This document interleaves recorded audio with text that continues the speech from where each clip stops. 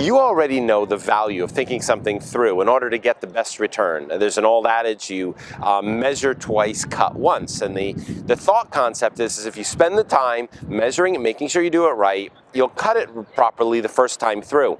But if you cut it wrong the first time, you can't go back. The wood is already cut or whatever material you have. Conceptually, paid to think or enterprise thinking has a very similar approach. What organizations promote today and have in the past is the more you're active, the more you're engaged in what you're doing, the more likely you are going to be able to move something forward. Organizations will often say we're not really working, but yet the real value in an organization is your ability to think something through. So the concept or the tool that you're going to get in this small section is this. It's called the economics of thinking. And what the economics of thinking is the approach to making sure you think something through well enough so that when you do get engaged in it, it comes out the way you want, you decrease risk, you decrease the cost, and you end up being successful at it.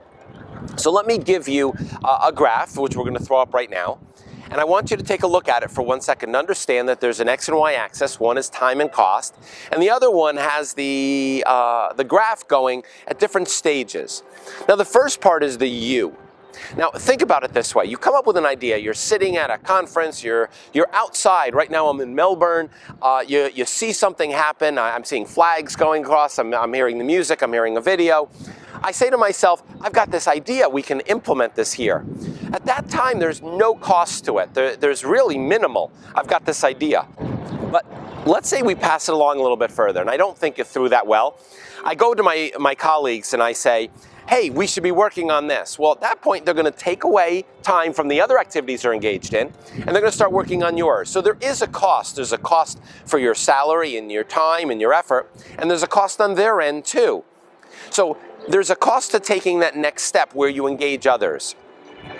Let's say you don't even think that through well enough, but you start to go to development. You start to have prototypes made, you start to develop the product, you start to put the pieces. Well, the cost is starting to exponentially grow, because now you went from you to a group to now all of these people engaged and moving, and it could be your lawyers are engaged and the internal legal department.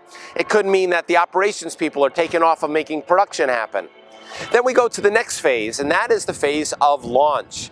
And most people think that's the most expensive part of an organization, the launch side.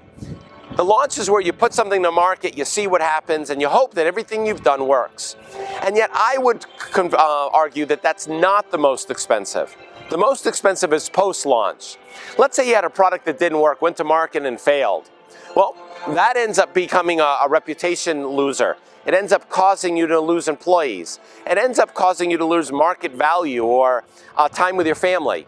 So the curve gives you a sense that if you spend more time on if you're looking at the curve from your perspective, more time in this area of you, spending the time on making sure that you think something through first, the returns could be so much more impressive, even to the fact that you say, it's not going to work.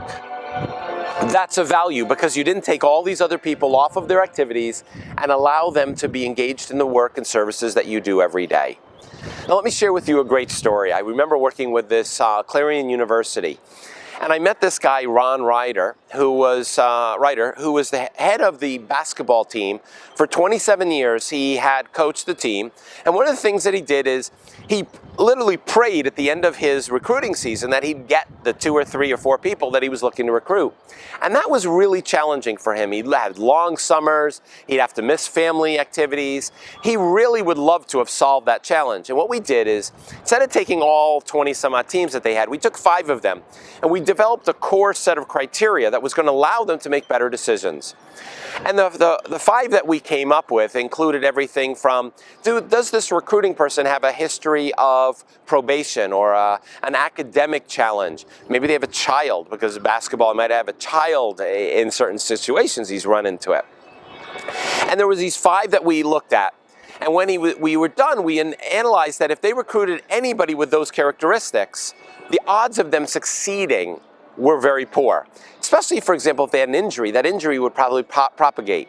And if you know anything about sports or university sports, the first year, second year, these students are normally more bench side than they are playing. So you're really building for the 3rd and 4th year. What he did was took some of those students and just kicked them off the team, and so did the football coach. The two of them went out and said, let me look at my team the way it is today. And they were able to eliminate some of those students. I remember showing up 2 months later as we were starting to roll this out across the entire organization, and Ron comes up to me and says, you won't believe it. I said, believe what? He said, I followed the new methodology. And what he ended up getting was this.